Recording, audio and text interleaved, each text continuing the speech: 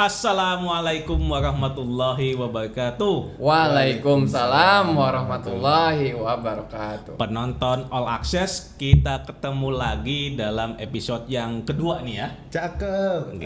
Nah, ini obrolan yang gak kalah panas nih.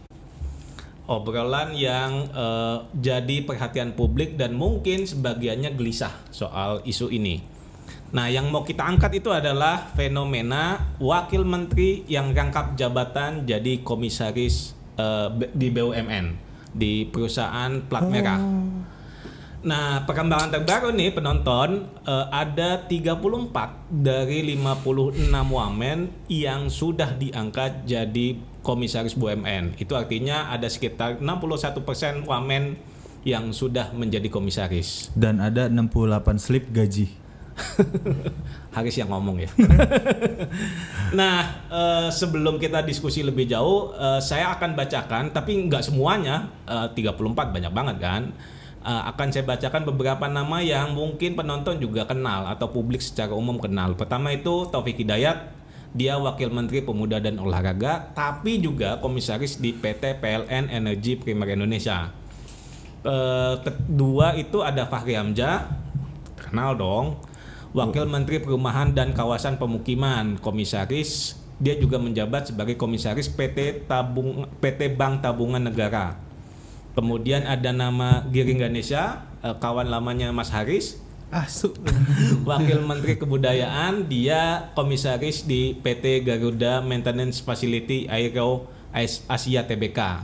Nah, ada juga beberapa aktivis nih yang juga jadi wamen, misalnya Wamen Komdiji, Mas Nejar Patria itu juga jadi komisaris utama bahkan di PT Indosat Tbk. Kemudian juga ada Mas Mugianto, Wamen HAM, itu jadi komisaris utama di Injourney Aviation Service.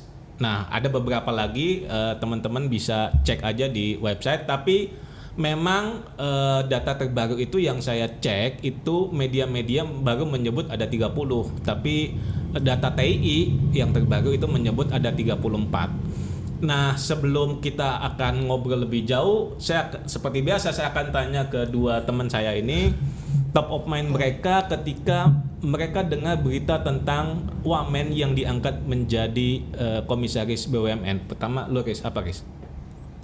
Top of mind Borosan. Bagi-bagi. Pemborosan sih. Lu Ja? Kurang kerjaan. Oke. Itu 2 lo kerjaannya, kurang gimana? Mau tambah 3? Ya karena kurang kerjaan merasa makanya dibagi kerjaan yang banyak. Jadi karena merasa kerjaannya kurang. Gitu kan. 1 kali 24 jam. Kenapa nggak dibagi-bagi ke yang berapa ribu itu, berapa juta yang kemarin banyak? Ikutan job fair? Iya, makanya kan. Seharusnya itu kan ketika Kan nggak ngaruh dari ribuan, cuman dikali 1 kali 1. Iya. Jadi para wamen ini workaholic lah ya. Iya. Etos kerja yang baik. Betul. Nah, sebelum ke situ ini tadi saya cek juga kan, sebetulnya kenapa sih pemerintah ngangkat gitu ya, atau nunjuk 34 atau sebelumnya 30-an atau 26 ini menjadi komisaris BUMN. Nah, menurut Hasan Nasbi, ketua PCO itu karena nggak melanggar aturan, nggak melanggar undang-undang. Tinggal dimasak aja. Ya. Menurut dia kan ada 5 undang-undang atau 5 aturan yang memang eksplisit menyebut bahwa menteri nggak boleh rangkap jabatan. Tapi undang-undang itu nggak eksplisit menyebut wamen dilarang. Karena wamen itu kan fenomena. Ya. Nah, itu satu, dan yang kedua juga ada anggota DPR tuh dari Partai Demokrat yang bilang namanya ini Mas Herman Heron, dia sekjen Partai Demokrat, dia bilang gini, rangkap jabatan itu nggak melanggar undang-undang, tapi dengan catatan. Ya nggak melanggar undang-undang, temen-temennya aja ya. Kalau yang ngomongnya orang lain di luar rombongan, oke. Ini rombongan yang ngomong. Nah, itu dia, ada 2 orang yang mewakili pemerintah ya, karena Demokrat kan bagian dari pemerintah ya, yang menormalisasi atau membenarkan rangkap jabatan. Nah, menurut lu Riz juga, menurut lu urgensinya apa sih sampai kemudian pemerintah harus menunjuk wamen itu menjadi komisaris juga? Biar semuanya kalem. Ya coba itu kan beberapa aktivis ya mungkin coba lihat apakah sesuai dengan background ilmunya, kemampuannya, kapabilitasnya gitu. Kalau ini ya misalnya Mugianto, dia komisaris utama lagi di PT Injoni Aviation. Cocok banget ya. Cocok. Terus juga Mas Nejar ya, itu komisaris utama di PT Indosat. Ini kan aktivis 98 ya. Ya. Ada urgensi nggak sih biar tenang gitu sama Bapak daripada reformasi lagi? Tapi jabatan sekelas wamen emang nggak cukup biar menenangkan dua orang ini menurut lo? 2 orang banyak kok. Iya katakanlah 2 aktivis ini kan, nggak cukup. Ya mana ada yang cukup? Selama masih bisa dibagi, bagi aja terus. Oke. Pinggir jurang banget harus ngomong. Asik kan? Kalau lu Jak? Menurut gue urgensinya tuh nggak ada ya. Urgensinya nggak ada karena sebagai wakil menteri saja untuk mengelola kementerian itu perlu profesionalitas, ya, tanggung jawab yang besar, beban negara besar, permasalahan semakin kompleks, ya kan, tantangan global kita makin kompleks, dan tantangan perusahaannya juga makin kompleks. Jadi kalau dia ngurus perusahaan negara gitu kan, dan ini kementerian itu namanya pelayanan publik gitu, yang dimana melayani masyarakat bukan mencari profit gitu kan kalau perusahaan harusnya mencari profit, ya kan. Ya, profit. Jadi urgensinya nggak ada ya. Kalau misalkan ditanya tadi di awal dari top of mind kata Mas Irwan itu kekurang kerjaan, berarti kita pertanyakan di kementeriannya dapat nggak dia kerjaan dari menterinya. Jangan-jangan ini kekhawatiran ya, kekhawatiran ada nggak harmonis antara menteri dengan wakil menteri sehingga diberikan pekerjaan oleh kepala negara atau kepala pemerintahan sekarang. Wakil menteri ini daripada dia berbenturan di satu kementeriannya, sehingga dia diberikan ranah tanggung jawab di perusahaan negara. Pertanyaan ini kan perusahaan negara, bukan perusahaan milik seseorang. Perusahaan negara itu kan duitnya dari pajak rakyat, bukan dari nenek moyang siapa-siapa. Ya, artinya harus penting dilihat kerjaan wakil menteri itu urgensinya. Sebenarnya kalau kita ngelihat sebelum dia pada rangkap jabatan, wakil menteri diadakan itu sebenarnya urgensinya apa? Ya kan? Kalau ke wakil menteri itu, nah sekarang datanya kita lihat ya di zaman pelantikan 2024 kemarin, pasca pelantikan presiden kan pelantikan menteri kabinet merah putih ya. Itu kan lebih banyak postur wakil menteri ketimbang menteri. Biar ya adem kan? aja, biar adem. Itu aja kalau kita sebenarnya publik sudah bisa mempertanyakan dong berapa jumlah wamen ini banyak sekali. Jangan-jangan itu hanya bagi-bagi kue. Nah sekarang problemnya itu aja belum kelar, ya kan, itu aja belum selesai ditambah mau 2 jabatan. Dari mana ini penting publik kita harus aware ini perusahaan negara bukan perusahaan milik bapaknya siapa, bukan. Kakeknya siapa, milik neneknya siapa, bukan. Ini milik negara di mana pendapatannya itu bersumber pendapatan keuangan itu dari disurplus oleh keuangan negara. Nah sekarang kalau misalkan pengelolaannya rangkap jabatan wakil menteri ini menduduki komisaris atau dewan pengawas, urgensinya itu tidak ada. Kalau ditanya urgensi, seharusnya mereka fokus ketika diberikan amanah oleh presiden wakil menteri, dan itu juga sebenarnya publik mempertanyakan ya kan, wakil menteri buat apa sih sebenarnya? Kalau misalkan jadi kan kita publik bisa menduga hubungan menteri sama wakilnya gimana kalau sampai diberikan hubungannya pasti baik ya kan, dibagi-bagi dirjen-dirjen dong. Nah ya kan, apakah harmonis atau enggak, atau jangan-jangan aduh pendapatannya wamen sedikit jadi butuh ada pendapatan tambahan. Kan rangkap jabatan bisa dampaknya bisa jadi sumber pendapatan kedua gitu. Kalau sekarang pertanyaan pendapatan wakil menteri berapa? Kalau dirasa ada infonya nggak? Yang jelas di atas UMR. Iya, jadi harus berkiblat ke sana enggak? Tapi ini nggak ada yang di SP nggak ya? Karena masuknya nggak tiap hari. Gitu. Satu Gitu. hari di kementerian, satu hari di BUMN. Nah, ini ada point of view begini juga ya. Sebetulnya kan walaupun mungkin nggak ada urgensi, tapi kan kita lihat ya, kementerian dan komisaris itu adalah dua jabatan yang berbeda ya, gitu. Kementerian itu eksekutif jatuhnya gitu ya. Sementara komisaris itu kan bukan eksekutif, artinya pengawasan. Nah, dari sisi dua jabatan yang berbeda itu sebetulnya dianggap masih memungkinkan untuk dilakukan oleh satu orang. Toh juga sebagai komisaris kan kita tahu ya, posisi komisaris itu kan nggak harus masuk setiap hari lah gitu kan, hanya pengawasan saja gitu kan, dan monitoring segala macam gitu kan. Jadi bukan Tapi pekerjaan dibayar. ya iya, bukan pekerjaan teknis daily gitu kan, day to Dan day gitu kan. income-nya salary-nya besar. Untuk jadi komisaris itu bisa 50 sampai 100 juta. Ya memang. Nah, Apa? Gitu. Nah, sementara memang kalau wamen kan memang eksekutif, artinya kerjaan dia memang day to day. Ya. Walaupun memang itu lagi-lagi tergantung apakah si wamen harmonis tidak dengan menterinya atau dengan sekjen kementerian. Ya.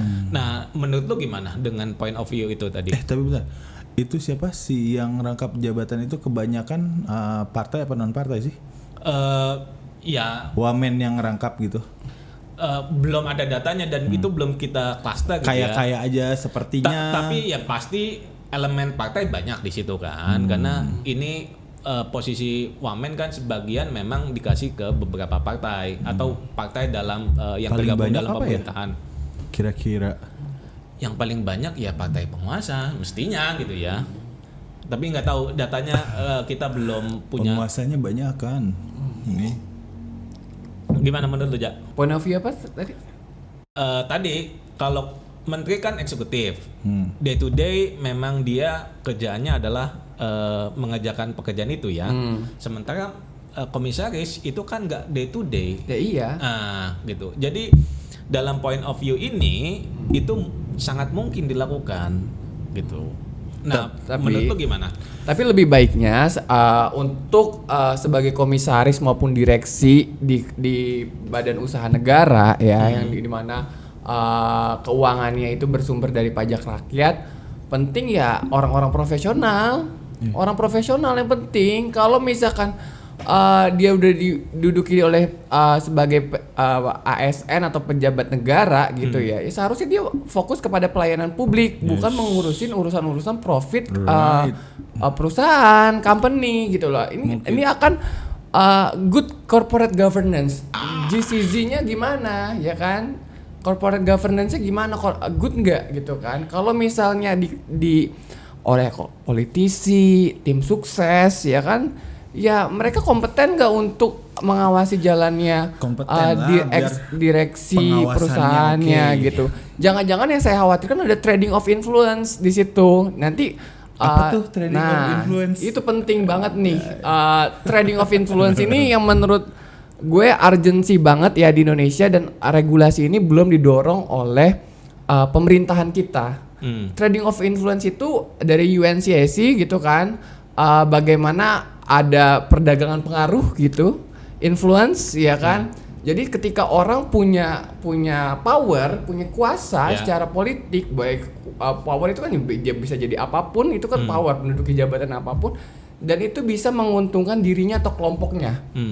Ya, itu trading of influence. Makanya ketika orang memiliki power, punya kuasa, dia pasti punya perdagangan pengaruh itu. Apakah dia digunakan apa enggak untuk secara bargaining position, entah dia buat tender dan lain sebagainya.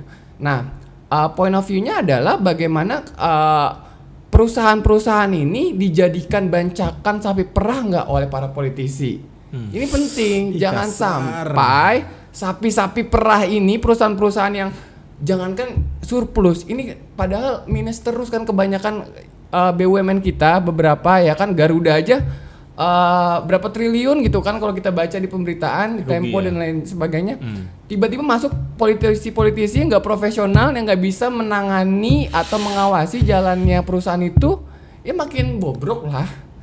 Jadi seperti itu. Jadi point of view-nya ini bukannya day to day dia daily dia mengawasi. Tapi kenapa kalau ada orang yang profesional, kompatibel gitu kan, Banyak kompeten. yang lebih itu ya. Iya, harusnya. kita punya sarjana-sarjana dari UI atau dari lulusan-lulusan luar negeri, dari kampus-kampus ternama di Indonesia, misalkan yang berkecimpung di bidang corporation atau manajemen gitu. Kenapa nggak dilibatkan Mungkin mereka? positifnya Seperti multitasking nih wamen-wamen yang merangkap. Iya, multitasking. Tadi kan makanya apakah di kementerian tugasnya kurang? Padahal kan berat tugas di kementerian saja Ya. sudah berat. Nah, apalagi ditambah ngurusin perusahaan negara yang dalam hal ini nggak pernah surplus, jarang. Ya mungkin ada beberapa yang plat merah yang bagus gitu secara finansial laporan tahunannya. Tapi banyak banget loh BUMN kita yang secara laporan tahunannya di apa ya, dibantu, didorong sama APBN tapi nggak pernah menghasilkan profit dividen yang bagus buat negara gitu. Nah, apalagi sekarang ada muncul bayi baru namanya Danantara kan.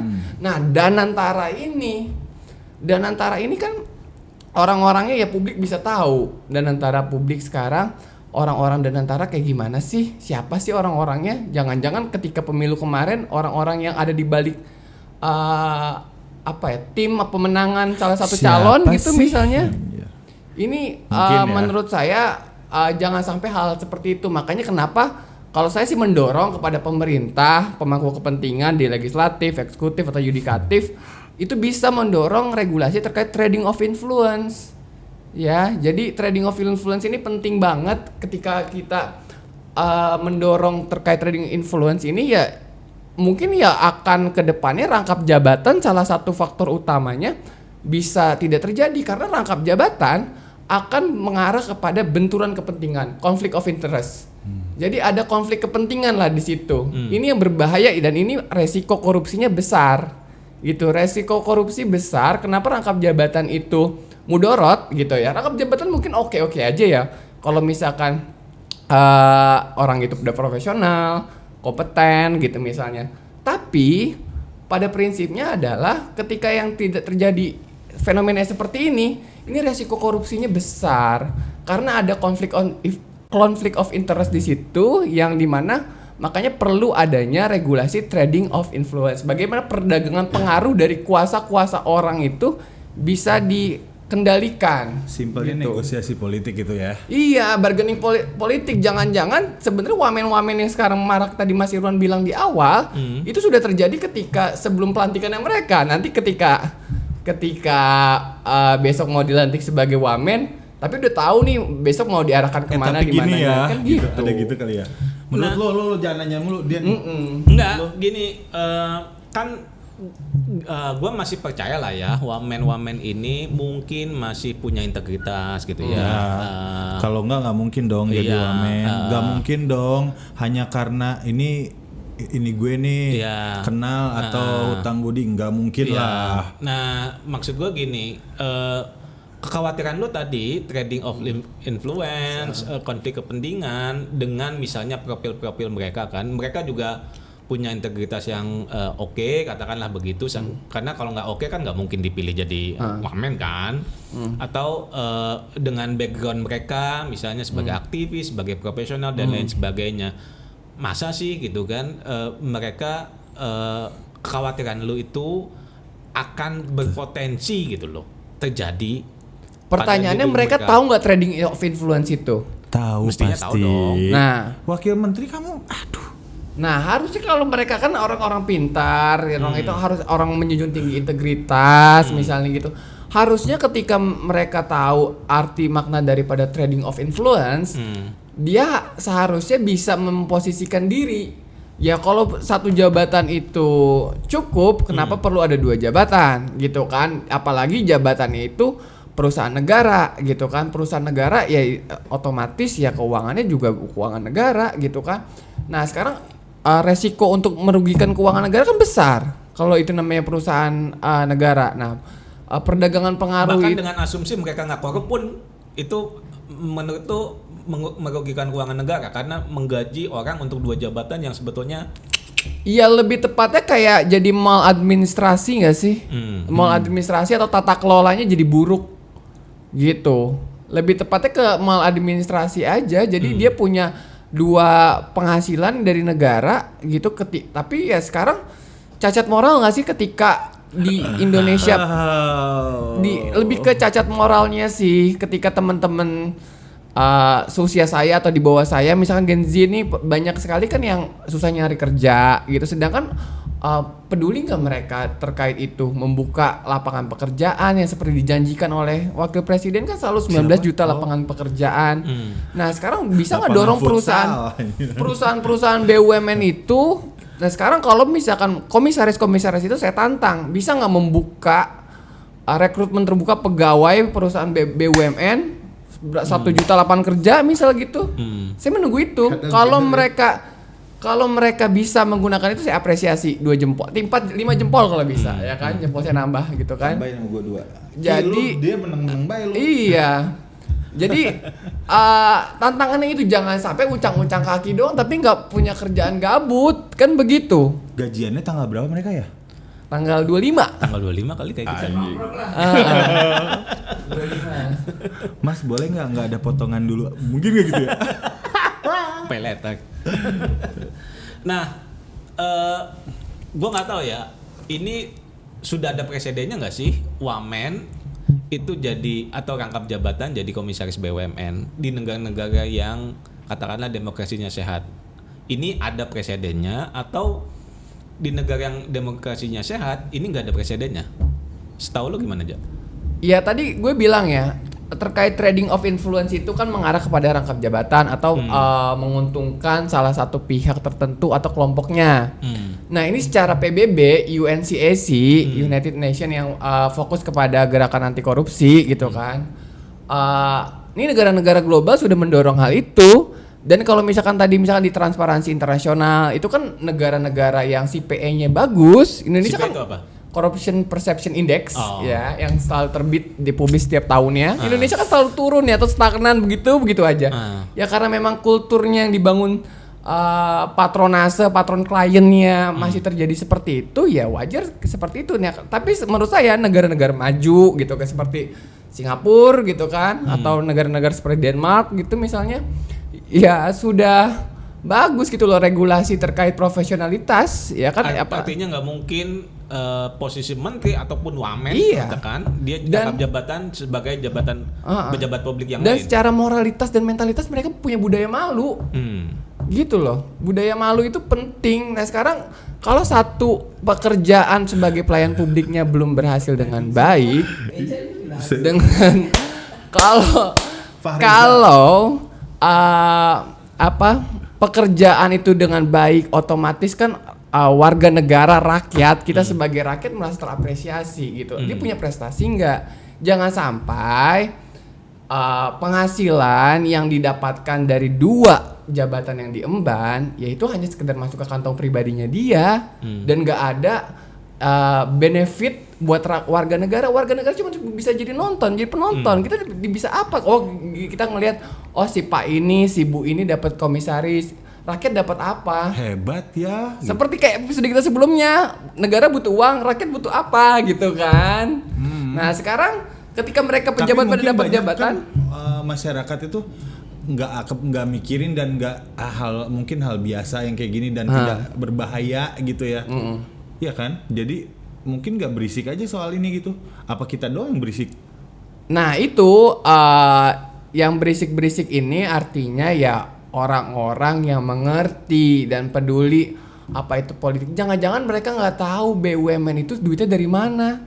Duit dari presiden atau dari ketua DPR atau menteri itu nggak tahu kan? Ya sebenarnya BUMN itu kan duit rakyat. Mungkin rakyat nggak tahu kalau BRI, Mandiri itu sebenarnya dari duitnya uang dikelola dari rakyat, dari pajak rakyat yang disuntik lewat APBN gitu loh. Dan kasbon. Jadi bukannya duit dari bapaknya siapa, kakeknya siapa, bukanlah dari uang rakyat. Nah sebenarnya rakyat nggak tahu akan hal itu sebenarnya. Jadi badan usaha milik negara itu sebenarnya milik rakyat. Gitu.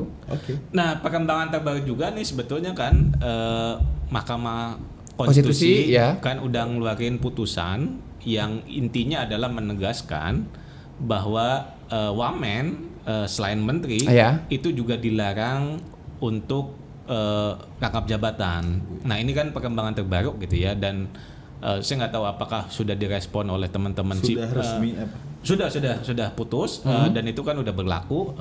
Berarti pada resign tuh. Nah itu dia. Menurut lu juga guys, kan ini udah namanya putusan MK itu kan ingkrah kan, Ya, dan nggak bisa berkekuatan hukum. berkekuatan hukum tetap dan nggak bisa binding lagi loh, gitu kan. Nah mestinya menteri-menteri ini atau dalam hal ini pemerintah itu langsung merespon tuh putusan MK ini. Nah katakanlah kita tebak-tebakan aja deh gitu kan. Simpelnya kan kalau Apakah misalnya pemerintah akan merespon putusan MK ini dengan respon yang positif dalam pengertian akan mengiyakan atau justru ya dianggap angin lalu? Gocek lagi ya. Menurut lo Chris dan Ja. Harusnya sih nggak usah ada MK pun kalau ya pimpinan negara ini berpikir secara kepantasan ya nggak ada nih rangkap-rangkap gini kalau ya harusnya tidak akan ada perdebatan kayak gini. Terus harusnya ya udahlah mereka kalau mereka punya akal sehat ya udah ketika MK udah ada putusan gitu ya sudah harusnya udah selesai mereka ya dong. Dan dari BUMN-nya juga mungkinnya harusnya udah harus restruktur lagi dong. Gitu. Kalau lu Ja?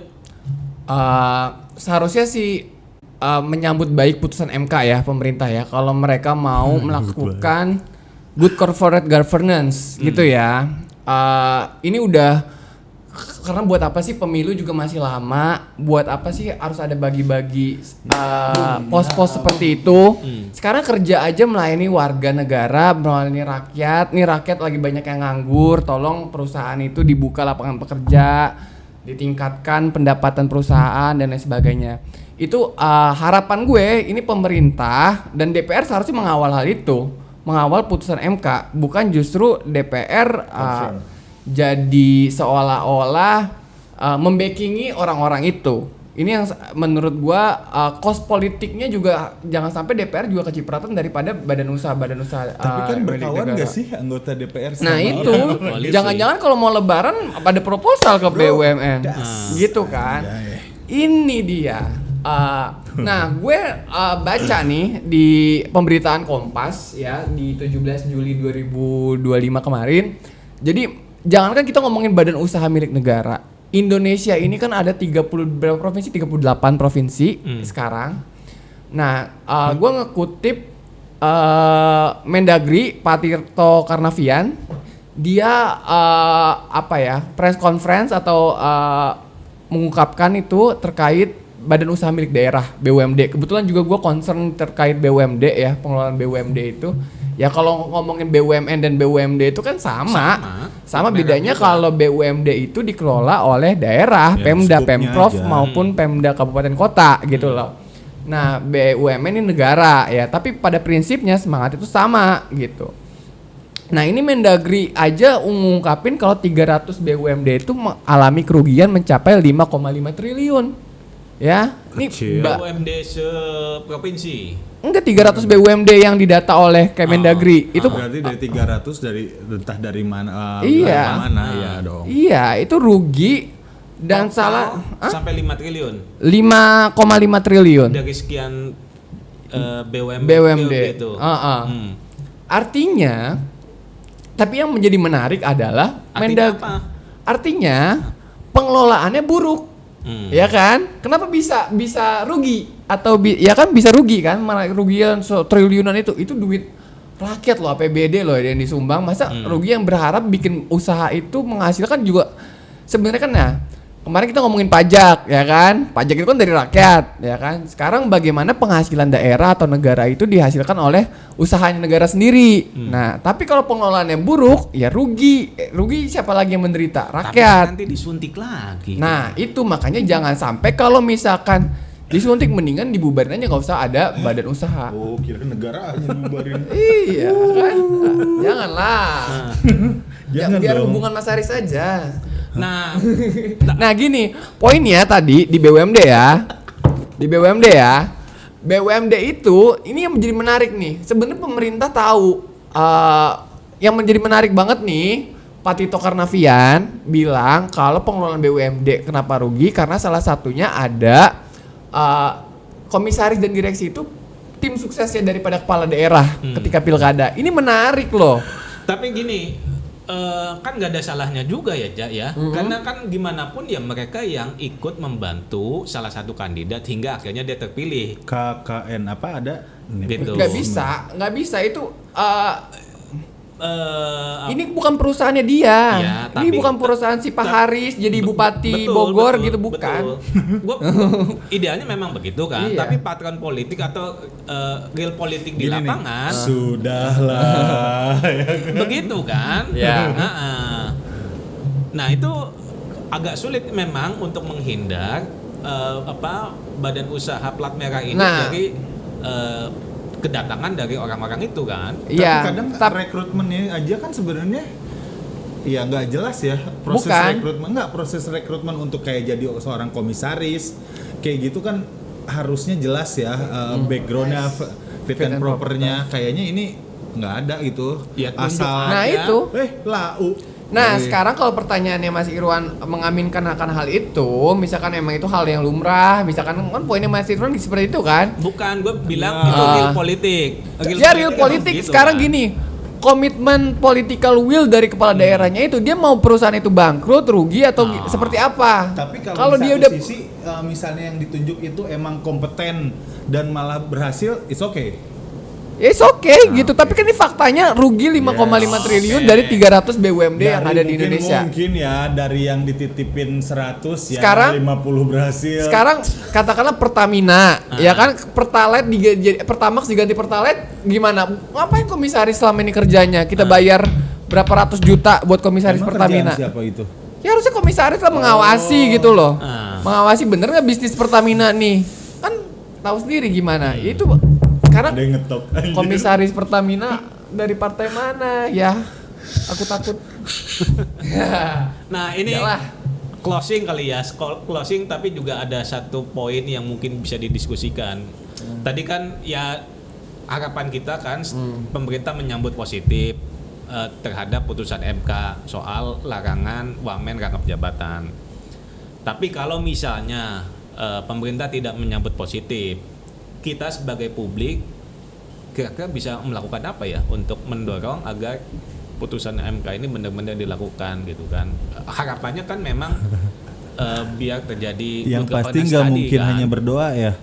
Iya, itu mah kan katanya Pak Menteri apa yang minta berdoa itu?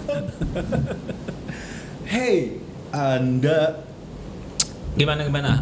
Misalnya ya publik yang merasa ini kayaknya nggak begini nih, gua harus melakukan sesuatu tapi dia clueless lah gitu kan ya untuk mau mungkin melakukan sesuatu. Istilahnya tidak apa ya, tidak dapat informasi yang jelas. Banyak publik tuh kayak gini kan mungkin untuk beberapa orang nggak ngapain, bukan urusan gue gitu loh kadang kan ya. Tapi kan kalau misalnya didiemin mungkin nanti ketika udah kacau membeludak chaos nggak sih? Hanya itu aja sih yang dikhawatirkan kan ketika sudah ya udah puncaknya meledak.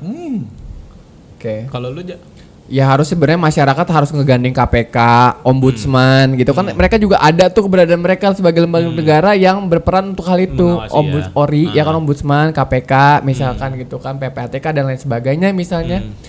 Rakyat juga perlu menggandeng mereka untuk mendorong mereka untuk mengkontrol terkait dan mendorong regulasi yang tadi gue bilang, trading of influence-nya gitu misalnya di lembaga-lembaga pembuat regulasi.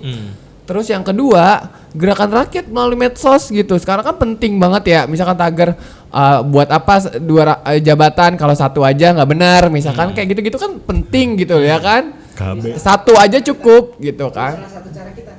Iya, ini juga salah satu cara kita buat menyadarkan orang-orang tahu nggak trading of influence. Jangan-jangan dari 30 sekian menteri cuma tahu 2 orang, itu kan ngeri Mungkin banget. apa yang di Instagram buat sadar si Sansan. Tek, tek, tek, Iya, kesurupan. gitu loh.